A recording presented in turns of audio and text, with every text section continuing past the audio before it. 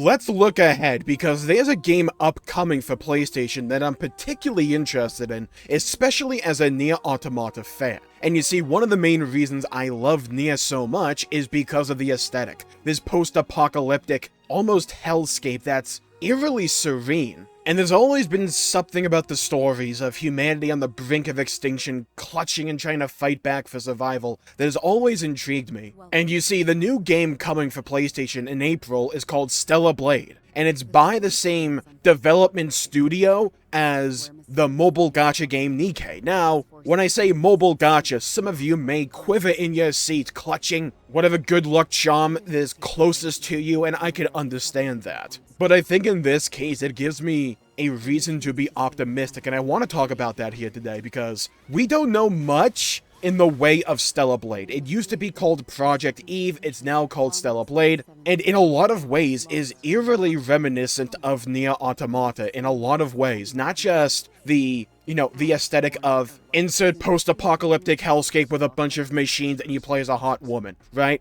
Like, it's not just that. It also feels like the themes and messaging of the game are eerily reminiscent of that. This ever-present fight to understand your place in the world, who you want to be, and struggle to survive, and what is your true purpose? Like, is the true purpose of the main character, Eve, just to eliminate other species that threaten humanity's survival? And the whole idea is that she's part of, like, this airborne unit. She's the last surviving member. Let me know when this sounds familiar to you if you played Nier Automata before. Who lands onto the surface of the ruined Earth, and with previous survivors and resistance members, have to find a way to overcome the struggles that are present now on the planet. Does this sound kind of familiar? Because yeah. But honestly, the monster design in this game looks absolutely astounding. The creatures look varied but visceral and gory, and they just look cool, and an awesome contrast from the rest of the characters. But you also have these characters where it's just like, yeah,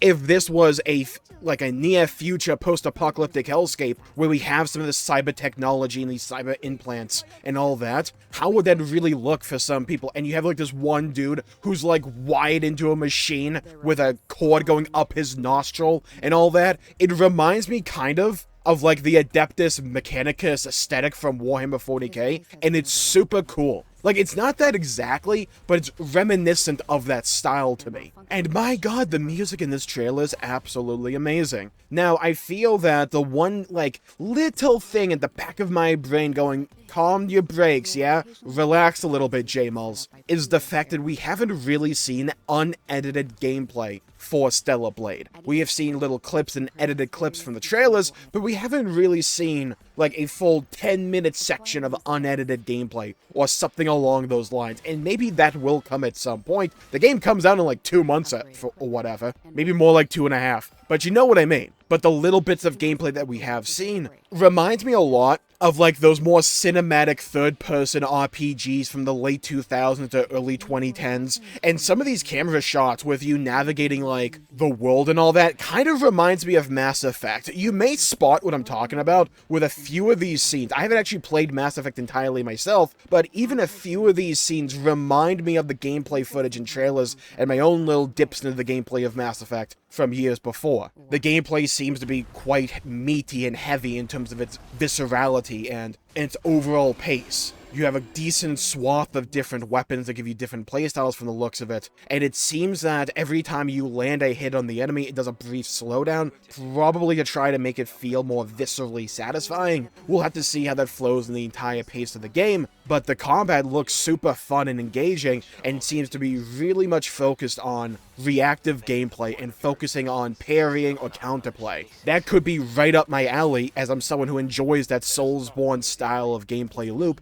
but it's not that exactly, right? At least from what I saw, it seems like some kind of love child between that overall pace of Soulsborne and like that kind of flow alongside, in a way, if this makes sense, like Bayonetta or Devil May Cry. Like, not entirely, but every now and then you'll just see a little, like, something about the animation or the overall flow of combat that's like, ooh, Ooh, this is curious. Ooh, I want to try this out. Ooh, what would a speed run of this look like? Yeah, what would this game look like in the hands of some of the best players out there? It has to look good. Obviously, it's really early to tell and we only have a few trailers to work off of, but I think stellarblade is really making a showcase for itself. And the story itself seems to be rather dark and macabre in a lot of ways, but also, like, in certain ways, I think the thing that reminds me the most about Nier, and the reason that I think this comparison is apt, not even just for the aesthetic of the game,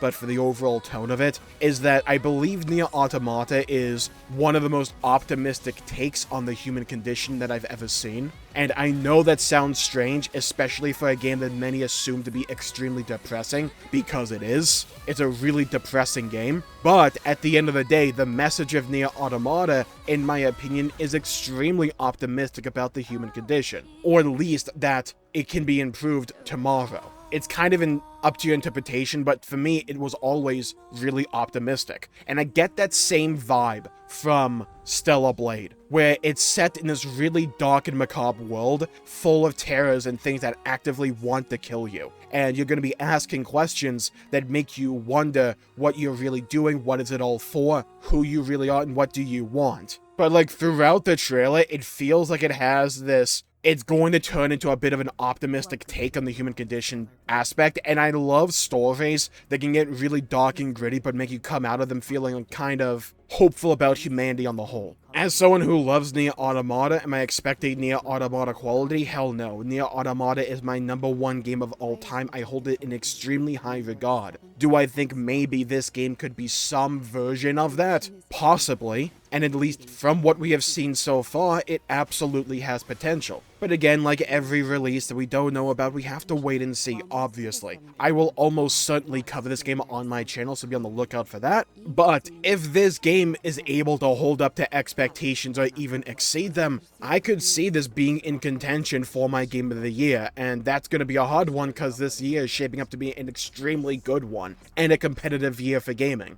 And a game that many people, probably even myself at some point, kind of wrote off as just, yeah, whatever. This game really is going to see as if it may very well hold its own, and I'll be interested to see how it can really differentiate itself from among the crowd of games. And my god, the music in this trailer is so good! Look, sometimes I'm easy to please. And when it comes to gaming, I don't think that's necessarily a bad thing. I've played a little bit of Nikkei before, and I have to admit, yeah, there's memes about, let's call it the aesthetic of the game, but the actual plot of the game, not that plot, the actual plot of the game, from what I played, is actually surprisingly good. And there's like a really dark emotional moment, like right in the first 30 minutes or so. And I'm like, oh wow, they actually went there for like a game like this. They're willing to go to that tone and go down there. And I think in a way that gives me optimism for where this game could go in the future. How emotional it could be and how just cool and fun it could be as well. I love these games as aesthetic. I love this like post-apocalyptic near future with these existential crises and takes on the human condition. I'm all about it, love it, give it to me.